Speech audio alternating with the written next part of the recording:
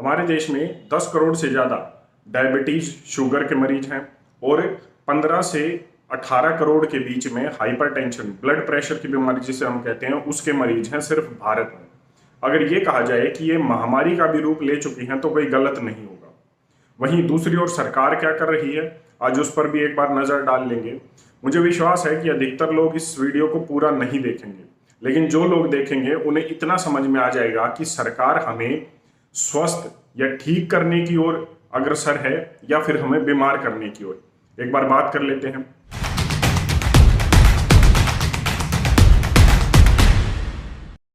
क्या आप जानते हैं जीडीपी कैसे बढ़ता है? अगर कोई भी आदमी साइकिल पर या पब्लिक ट्रांसपोर्ट से चलता है तो वो जीडीपी नहीं बढ़ा रहा, और वहीं दूसरी ओर अगर वो अपनी गाड़ी का इस्तेमाल करता है तो पेट्रोलियम इंडस्ट्री बढ़ा रहा है, उसकी जीडीपी बढ़ा रहा है। वहीं दूसरी ओर अगर कोई आदमी पैकेज्ड फूड, बाहर का रिफाइंड ऑयल और खतरनाक केमिकल वाला खाना खा रहा है तो वो पैकेज्ड फूड इंडस्ट्री को बढ़ा रहा है। उसके बाद वो बीमार होता है तो हॉस्पिटल और फार्मा इंडस्ट्रीज की जीडीपी को वो बढ़ा रहा है। और ये सभी चीजें, ये सभी इंडस्ट्रीज की जब वर्थ नेट, जब जीडीपी बढ़ती है तो देश की जीडीपी बढ़ती है, या मैं कहूँ विकास का पहिया घूमता है। अगर ये सब कम हो जाए तो कहीं ना कहीं, या मैं आपको उदाहरण ही दे देता हूँ, कोरोना के समय में अधिकतर इनमें से इंडस्ट्रीज बंद हुई थी तो जीडीपी सभी देशों की माइनस में चली गई थी, नेगेटिव में चली गई थी। लेकिन क्या ये जीडीपी मापने का सही जो है स्टैंडर्ड है? मुझे नहीं लगता। आइए एक बार बात कर लेते हैं कि सरकार किस तरीके से हमें बीमार करने की ओर काम कर रही है। भारत में पैकेज्ड फूड का जो मार्केट है वो डायरेक्ट 2.5 लाख करोड़ से ज्यादा का है, और अगर आप इसे इनडायरेक्ट मार्केट कहें तो ये लगभग 2 गुना हो जाएगा। जैसे मतलब पैकेज्ड फूड के साथ साथ और भी जो चीजें जुड़ी हुई हैं वो कहीं ना कहीं लगभग 4 से 5 लाख करोड़ तक की इंडस्ट्री बैठती है। अब ये इंडस्ट्री चलती कैसे है? अगर आप कोई भी पैकेज्ड फूड, कोई भी पैकेट्स का बंद खाना मार्केट से लेकर आते हैं तो वो सिर्फ 10 कंपनियों के बीच में घूमता है। मतलब सिर्फ 10 कंपनियां ही ऐसी हैं जो डायरेक्टली या इनडायरेक्टली उस पैकेट के खाने को ओन करती हैं, वही बनाती हैं। मैंने अभी कुछ दिन पहले एक कंपनी के बारे में, जो इंटरनेशनल कंपनी है, अंतरराष्ट्रीय सबसे बड़ी कंपनी है नेस्ले, उसके बारे में बात की थी और बताया था कि कैसे कंपनी ने खुद ये माना कि 60% से ज्यादा उसके उत्पाद जो हैं वो स्वास्थ्य के लिए ठीक नहीं है और हमें बीमार कर रहे हैं। वो सबसे बड़ी कंपनी है। जो सबसे बड़ी ध्यान देने वाली बात है, हैरान कर देने वाली बात है, वो ये है कि कंपनी ने खुद ये माना है कि उनके उत्पाद अनहेल्दी है, मतलब हमारे स्वास्थ्य के लिए ठीक नहीं है। आइए दूसरी बात पर चलते हैं। किसी भी पैकेज्ड फूड में कुछ स्टैंडर्ड्स होते हैं कि उस पैकेज्ड फूड में शुगर कितना होना चाहिए, उस पैकेज्ड फूड में, उस पैकेट के खाने में सोडियम का लेवल कितना होना चाहिए।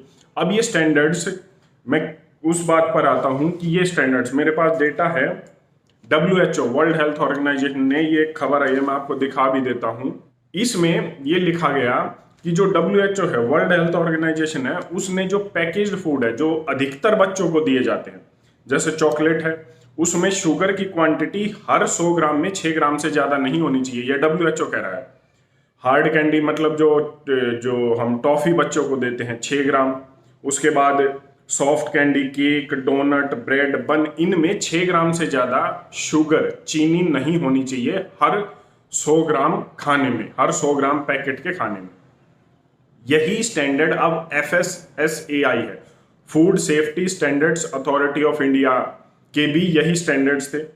वहीं दूसरी ओर जो सोडियम की क्वांटिटी है वो भी स्नैक्स, चिप्स, नट्स में 250 मिलीग्राम पर 100 ग्राम, मतलब 100 ग्राम में 250 मिलीग्राम आप सोडियम डाल सकते हैं, नट्स में 50 ग्राम डाल सकते हैं। ये तो थे WHO के स्टैंडर्ड्स जो वर्ल्ड हेल्थ ऑर्गेनाइजेशन ने तय किए थे।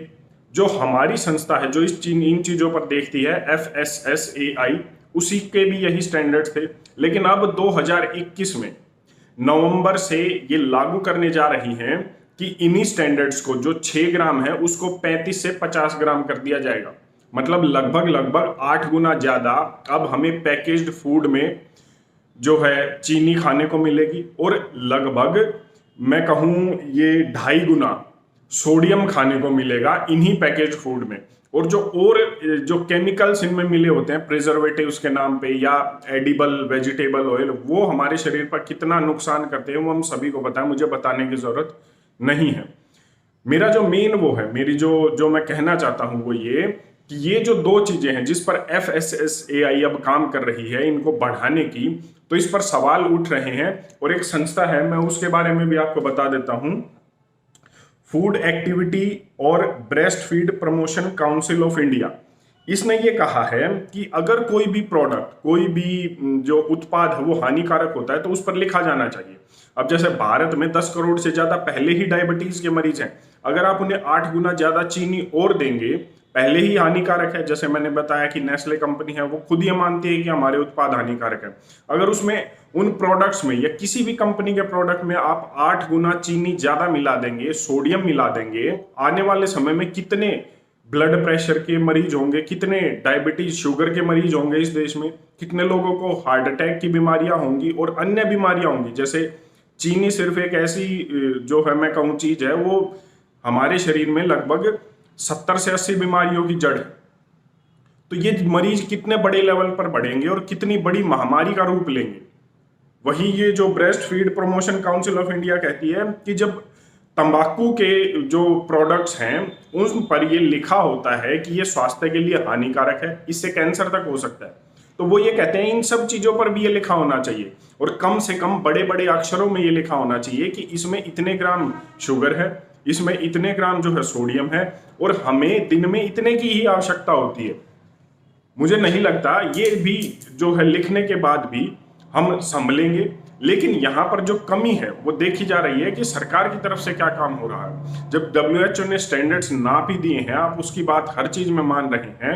ये जो महामारी आई 2020 में, इसमें भी आपने वही किया जो WHO कह रहा है, तो आपको क्या दिक्कत है WHO के ये भी स्टैंडर्ड्स मानने में।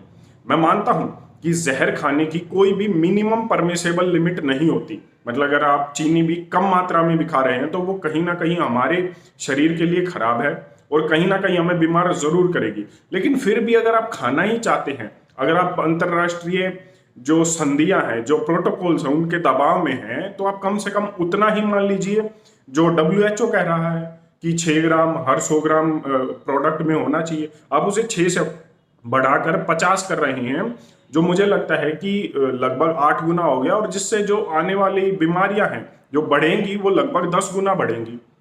सोच कर देखिए, एक बच्चा जो 2 साल का है, 3 साल का है, अगर आप उसे 15 साल तक इतने बड़े लेवल पर पैकेज्ड फूड में, चिप्स में, ब्रेड में और चॉकलेट में, टॉफी में, कैंडी में, इनमें इतने बड़े लेवल पर जो चीनी खिलाएंगे या सोडियम खिलाएंगे, तो वो 15-20 साल तक की उम्र तक आते आते ही वो डायबिटीज का या फिर वो हाइपरटेंशन का मरीज जरूर हो जाएगा। ये कहीं ना कहीं सरकार की कमी है। और मैं ये कहूं कि इस पर एक सवाल जरूर उठता है कि क्या सरकार हमें बीमार करने पर जो है वो नीतियां तो नहीं बना रही है। आपकी इस पर क्या राय है, एक बार कमेंट करके मुझे जरूर बता दें। और मुझे लगता है हमें इसके खिलाफ आवाज जरूर उठानी चाहिए। कम से कम एक पत्र तो हम लिख ही सकते हैं FSSAI संस्था को या भारत सरकार को।